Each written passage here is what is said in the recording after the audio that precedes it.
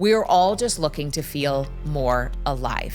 And the biggest block for feeling alive for almost every single one of us is that we are not letting ourselves feel our feelings because we've been conditioned that it is not safe or productive to do so. Welcome to Plenty. I'm your host, Kate Northrup, and together we are going on a journey to help you have an incredible relationship with money, time, and energy, and to have abundance on every possible level. Every week, we're going to dive in with experts and insights to help you unlock a life of plenty. Let's go fill our cups. You know how people say good vibes only? That sort of drives me crazy, and I'll tell you why. Today, I want to talk about manifesting without performing. We've talked on Plenty before about why I don't like the phrase fake it till you make it. And so often we've learned manifesting, and I thought this too. I used to think that manifesting meant doing my vision boards perfectly, policing my thoughts, repeating the same journal affirmation 55 times, only ever being happy and positive and upbeat, until I actually learned that I had misunderstood what manifesting was. And the study of magnetism and resonance actually helps us to debunk the myths about manifesting. So if you've been out here trying hard to get what you want by being positive and happy and peppy and good vibes only all the time and policing your thoughts, I think you're going to enjoy this episode. So perhaps you've made the vision boards. Perhaps you've been trying really hard to change your thoughts. Perhaps you've actually been avoiding feeling negative emotions because you've thought, if I feel anything other than quote unquote good, then I'm going to manifest something bad. And unfortunately, the way sometimes manifestation is taught is really shallow and not actually in relationship to our true experience of being humans. What we know about the law of attraction, what we know about manifestation is that we attract who we are, not what we want. And we attract what we think we deserve as well, but it's not really even a thought. We attract how we are vibrating. And I'm going to tell you what that means in case you're like, I don't understand what you're talking about, right? So if you've been doing all the right things, if you've been trying really hard to get it right, you're going to love this new paradigm of manifesting. So what we know is that our behavior creates our results, right? In life, you do certain things and then you get a certain result. However, there's a couple of very important missing pieces because life is not quite as 3D as that. And you can have one person who's doing all the right things and another person who's doing all the right same things, and one of them may be getting an incredible result and the other one may not. Now, I can never do an episode on manifesting without addressing systemic issues, right? So there are overlying systems of oppression that make it so that we do not all have an even playing field, and so that some people have a much easier time because of unconscious bias and so many things that are baked into our thoughts, our systems, our institutions. And this episode is not about that, but I do want to address it. Now, the way that we all do things actually is going to determine the results that we get. And my grandfather, who I never met, he passed away before I was born, but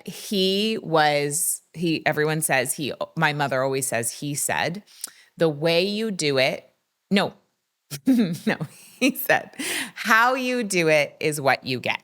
And that is a quote from Wilbur Northrup. So how you do it is what you get. And so it's not always what we're doing. It's the way we are being as we do the thing we're doing. And most people are asking the wrong question when it comes to what they want. So let's say you want to have, $500,000 a year in your business. Most people will then say, okay, what do I need to do in order to get that? And that is not the right question. And I'm sure you've heard people say this before. The quality of our life is determined by the quality of the questions we ask. So how do I do it is the wrong question.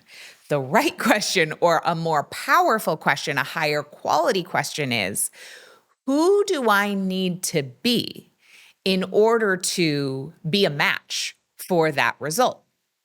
Now, the missing piece for most people is a process that I call emotional metabolism, or stress metabolism. They're very similar. I'm actually about to teach this in Relax Money. It's module 2. It's all about emotions and money, and it is the biggest missing piece. I grew up in the power of positive thought movement. I will never forget when I was 14 and my mom had been passed a cassette tape from my granny, Edna, who was Wilbur's wife. And Edna, my granny, had somehow found out about Abraham Hicks in the 90s, like the early 90s, before compact discs were a thing, before CDs. So my mom had a subscription on cassette tapes to the Abraham Hicks lectures, like a million years ago. And I'll never forget, she would pick me up from school or pick me up from her friend's house, and she'd be listening to Abraham Hicks on her, cassette player in her, I think she drove like some sort of a Mazda minivan. And I would always kind of roll my eyes because I was like, Mom, can't we just listen to music? However, when I was 14, she told me about the power of pure positive intent. The thing that I didn't understand literally until a couple of years ago is that what she was sharing with me, the magic of the power of pure positive intent, is the same as the magic of resonance. And we have to unpack this for a minute, because most people make the mistake that I made at 14. And what she had told me was, if you can hold a thought of pure positive intent for 17 seconds, then you will activate the law of attraction and you will manifest a match to that thought. What actually is true is that we need to learn to hold a vibration, a frequency, for 17 seconds or more. And it has a lot more to do with the actual coherence of our system, our heart coherence, because we know that the heart has an electromagnetic field that's like 65 times the size of the electromagnetic field of the brain. And this is from the data from the Institute of Heart Math. So what I had misunderstood, because of the way it was taught to me, and because, we always oversimplify things, and because our culture is so obsessed with the mind, with the conscious mind, I thought I had to hold the actual thought. And to be honest, if you try to hold the same thought for 17 seconds, it's actually like really hard. Our brain is like, squirrel, now I'm thinking about the groceries. Now I'm thinking about something else. Ooh, the color blue. Like, we are just all over the place. So holding one thought for 17 seconds is really hard. However, what was actually underneath what my mom was trying to teach me, and really what Abraham Hicks has been going on about since the 90s, or I don't even know when Esther started channeling Abraham. But anyway, what is underneath that is actually the truth, which is frequency, which is resonance. We cannot exclusively think our way into a frequency, into a vibration, into resonance. Actually, resonance, frequency, vibration is a byproduct of something going on much deeper within our full body, which includes the brain, but is not exclusive to the brain. So yes, does our brain have brain waves? Absolutely. But I just told you that the electromagnetic field, the waves that are going out from our heart, are actually 65 times more powerful than those of our brain. And so if we are exclusively trying to manifest with our conscious thought, we're missing like 99% of our manifesting power, and we're actually making it way harder for ourselves than necessary. Now, how do we actually achieve coherence? How do we actually get our whole beingness, right? Who do I need to be in order to get that result? How do we get our beingness to be a match for what we desire? It's not just feeling good all the time. So it's not just thinking positive thoughts, because you cannot think your way into a feeling exclusively, especially if your nervous system is dysregulated. So we live in a world with a lot of stimuli, right? And we have trillions of pieces of stimulus at any given thought that's available to our brain to take in. And our brain whittles it down and whittles it down and whittles it down so that we are only holding in our consciousness about 7 pieces of information at a time. And our brain just doesn't have the capacity to be able to like hold on to a positive thought for that long. And what people miss is then they think, okay, well, if it's not just positive thought, then it must just be that I need to feel good all the time.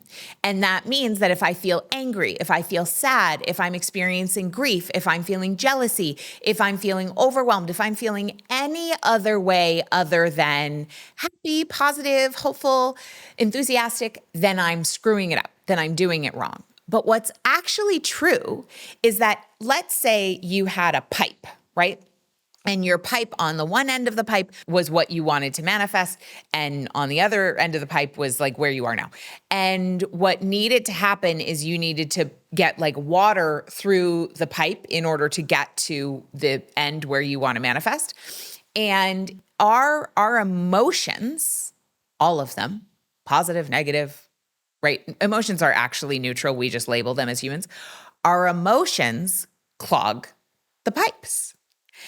And especially the unprocessed ones. So the whole idea here is to metabolize our emotions and metabolize our stress so that they are not blocking the pipe. And we have gotten this wrong by thinking we need to either think our way out of a negative emotion or repress our way out of a negative emotion, right? Like a lot of people grew up in a household where it was, don't cry or I'll give you something to cry about, or go back upstairs and don't come down until you have a smile on your face, or any sort of rejection of anything that was not happy, compliant, and positive. But we're meant to experience a full spectrum of emotions as humans. That's actually part of our superpower. And actually what we know, there's some significant data that shows us that unprocessed anger, unprocessed grief, unprocessed emotions, meaning repressed or suppressed emotions, cause dis-ease in our body, dis-ease. It clogs up the pipes. And not only does it make it so that our bodies become ill, it also is a lot of kinks in, now I'm using a new analogy, but like it's a kink in the hose. So now we've moved from a pipe, now we have a hose. But either way, we're trying to get peak energetic flow. Our emotions, when we don't feel them, cause a kink in the hose or a clog in the pipe. It's like a giant hairball. And unfortunately, traditional forms of manifesting taught that we needed to be good vibes only and positive all the time. And no one ever came in, certainly not our parents and not society, no one came and told us how to actually process our emotions in healthy ways. I taught a workshop last fall and we did in person some practices around processing healthy anger, processing healthy sadness, processing healthy joy. And what happened, what was so interesting with some of the participants, they said, I'm afraid to express my anger because I'm afraid that if I express my anger, I'm going to hurt someone, that I actually will become dangerous, or I'm afraid to cry. I'm afraid to begin to even break the seal on the amount of sadness and grief I feel in my body, because I feel like if I start to cry, I will go down a hole that has no bottom and I will never stop crying. It will never end. That's what it can feel like because we've been taught to be afraid of our emotional landscape instead of to be curious about our emotional landscape. And for many people, it was not actually safe to feel their feelings in their childhood home. So you may have actually been abused for feeling your feelings physically or emotionally. You may have been yelled at. You may have been shunned. You may have received neglect because of healthy emotional expression. And most of our caregivers just didn't also have the support, the tools, the training to feel their emotions in healthy ways. And so we develop these compensatory strategies, which are to suppress or repress our feelings. And suppressing your emotions means you didn't even know you felt it to begin with. Like, it is so far deep down in there that it's not even registering. Repressing is, I'm aware that I'm feeling sad right now and I'm going to do something. I'm going to quickly get to work. I'm going to pick up my phone. I'm going to scroll. I'm going to have a drink. I'm going to, go on social media. I'm going to shop. I'm going to distract myself so that I don't feel that feeling, because that feeling doesn't feel safe. Now, if you're listening to this, chances are good that you are no longer living in an environment where your safety depends on the emotional tenor of someone else who's a caregiver, right? And so at this point now, it's actually safe to learn how to feel your feelings because you no longer need to suppress or repress them in order to survive. But it takes a minute. And for many people, the nervous system patterning is so deep in repression and suppression that they don't even know they're doing it. And they may be experiencing all sorts of symptoms or things coming out sideways. Like an example would be everything's going great, and then your child breaks a glass and you completely lose it and snap. Like, your response to the stimulus is out of proportion to the stimulus itself. When that happens, you may have heard this phrase before. If it's hysterical, it's historical. Meaning, when our response to something in our current present day life is out of proportion to that thing itself, it is because we're unearthing stored emotions from our history that are coming out now because they've been so backed up that it's now time. Now, I know that we are talking about manifesting, and now I'm talking about feelings, and you're like, I'm not sure what's happening right now. What I am trying to say to you is that your years of unfelt feelings are creating a kink in the hose or a clog in your pipe, or let's say you are trying to receive a radio signal, but your antenna is broken or all tangled up. All of those are the same thing. Unfelt feelings get stored in our nervous system, and they block our ability to manifest what we want, like a clog in the pipe, a kink in the hose, or a tangled antenna, because our ability to allow energy to flow through our bodies happens through our nervous system, because our nervous system works according to electricity. And electricity, light, comes through us according to our neural patterning. And our ability to allow more light to come through our bodies depends on us metabolizing old emotions. So I have a couple of tips for you around this. Our Relax Money students go much deeper on this particular topic, but for today, we're just going to go hot and fast, okay? Number one, most feelings will pass after about 90 seconds if you let yourself go all the way in. So the other day I was watching a video. It was a case study of one of our Relax Money students. And I was so moved by what this person had shared that I burst into tears. And all of a sudden I had all this grief come up and I was like for real crying. Like not, oh, I have tears in my eyes, I need to dab them. Like I was for real having a guttural sob that was activated by watching this video. I turned away from my screen. I walked across my office and I just allowed myself to have that full experience of the guttural sob. I did not start to attach a story to it. I did not go into why am I crying? What's wrong with me? What is this about? This is so unexpected. Why would this video make me cry this way? I did not go into my mind. I just allowed my body to have the full emotional experience. It lasted about 90 seconds. Then I went into the bathroom and I dabbed my tears and I went about my day.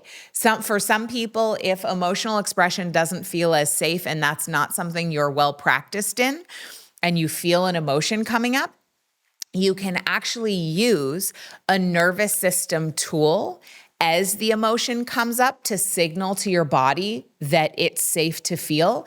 And then after expressing the emotion in a small, doable way, you can use titration, small, doable pieces over time. You could then use another high payoff nervous system tool at the end after you've expressed that emotion to the degree that feels safe to do so in that moment, so that you're then essentially bookending that emotional expression with signaling to your body, I am safe, and then you have emotional expression, and then re-regulating with a nervous system healing tool. One nervous system healing tool is called havening. If you listen to plenty, you've heard this one before, but if you're new here, welcome.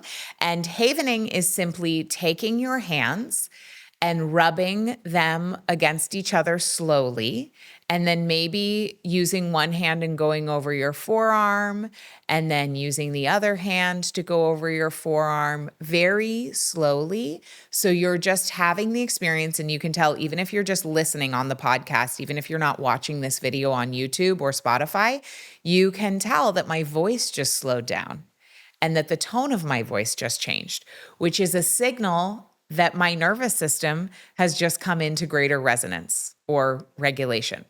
I'm just now signaling to my body, you are safe. And I'm in an activated state. I'm recording all day, right? So I'm going to be in a more sympathetic, dominant state, which is appropriate for being in a higher activation. Like I'm here to deliver to you and be articulate and, have my face on and the whole thing. But even in that state, when I add in havening, suddenly my peripheral vision just opened up wider. I feel more fully present. I actually can't talk as fast when I'm doing this practice. So it's really fascinating to use these tools and notice what happens in your body. So that's one example. You can do a tool before, then some emotional expression, then a tool after. Now, for me, I've had years of practicing full emotional expression, so I don't get scared when I have tears come up or when I have anger come up. I express them, and then usually it really shifts pretty fast within 90 seconds. And then I'm able to go about my day, integrate the experience, take some breaths, maybe do havening, do a washing machine, which is another tool I teach, and then go back. And what that has done is that's essentially like the Roto-Rooter, or maybe that's the wrong, I don't know. Anyway, it's like Drano, right? It's like Drano for your manifesting pipes. So you just clear it out and then you go about your day. We do not need to know the content. We do not need to have a story about the feeling we're feeling in order for it to pass through our body. In fact, attaching meaning and going into story can often take us out of the embodied experience of feeling the feeling. We actually want to just let our body feel the feeling all the way in and all the way through as much as we can, and then move on. It doesn't really matter the why. because what we're going for is a frequency and a vibration. And the vibration of authenticity, the vibration, the frequency, the resonance of truth is the most powerful frequency there is. So I learned from my friend Josh Peiss, who's the founder of Committed Impulse. I went to his acting class for like 8 weeks in New York City. I had no intention of becoming an actor, but I did want to learn how to tell the truth with my body as an entrepreneur, as someone who does public speaking, who communicates for a living. And what he taught was so profound because he teaches actors to stop, quote unquote, performing. Because what ends up happening is actors and speakers and all sorts of people, we go in to any kind of scenario in which we're trying to impress someone or communicate something or a sales situation or, a monologue or whatever. And we start to put on all these layers of performance. And now we're lying. Because we've practiced doing it this one certain way, and we do it in a way that we think the person on the other side wants us to do it.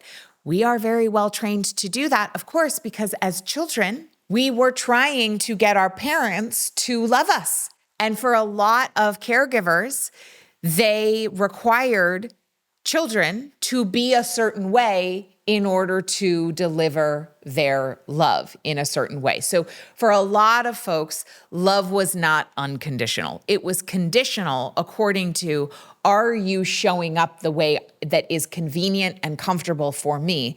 And I will only love, adore, and care for you in this certain way if you're showing up in the way that makes it comfortable for me. So of course we end up as these little automatons as adults still doing those performances. And then for those of us who are in communication careers, it continues. So back to Josh's class, he taught us that when you are watching a play, if you go to live theater, when an animal, so like when a dog walks on stage or when a young child walks on stage, all of a sudden, it does not matter what else is happening on that stage. All eyes are on the dog or the child. Why? Why are they so magnetic? Because they are always telling the truth. They don't have all the layers of performance and trying to be what you want them to be. And therefore, you can't take your eyes off them. That's why we are so captivated by animals and children, because they're always telling the truth with their whole being. That is magnetism. That is the frequency that I'm talking about. That is true resonance. Now, if we want to, as adults, become magnets for exactly what it is that is in our highest possible experience, we need to master the process of emotional metabolism so that we can clear out the pipes and so that we can be operating in a resonance, in a frequency of truthfulness, not in a resonance or frequency of good, but actually in a resonance or frequency of truthfulness, of authenticity. And what's so fascinating about the experience of telling the truth with our bodies, meaning I am in an embodied experience of being in exactly what I'm in, whether it's grief, sadness, joy, excitement, boredom, whatever. What's so cool about that is on some level, like, how when you're crying or when you're really angry, it kind of like hurts so good, right? Like when you have a really good cry, when you have a really good scream, when you've really like let it out, it actually feels really good. That's resonance. That's the frequency and the vibration of being a match for what we truly desire. Because what all of us truly desire is that which makes us come alive. And aliveness is the experience of feeling the full spectrum of human emotion, all the way in, all the way through, the highs, the lows, the in-betweens, like actually being fully present here for it. And on some level, That's really what every single one of us is here for. It's not really actually about a house or a car or any kind of level of achievement or gold star or award or love match or anything. We're all just looking to feel more alive. And the biggest block for feeling alive for almost every single one of us is that we are not letting ourselves feel our feelings because we've been conditioned that it is not safe or productive to do so. The manifesting world, some of it, has taught us that we have to feel quote unquote good all the time, which has only furthered the repression and the suppression of emotions, that it's really time that we break that cycle. So, in summary, if you would like to take your manifesting to the next level, you need to learn how to metabolize your emotions. And it is something you can absolutely do. I've given you some tips here. And if this is something you want to dive more deeply into, my friend Emily Fletcher is teaching a class.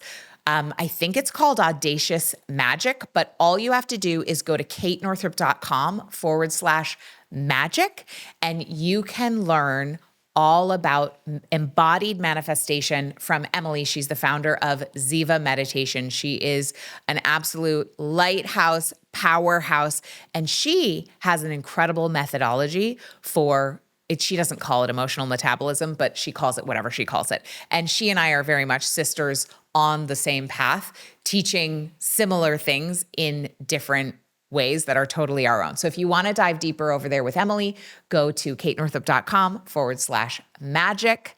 And if this was helpful for you, please share it. Go out there, feel your feelings, become a vibrational match for that which you desire, which is to truly feel alive. And I will see you next time.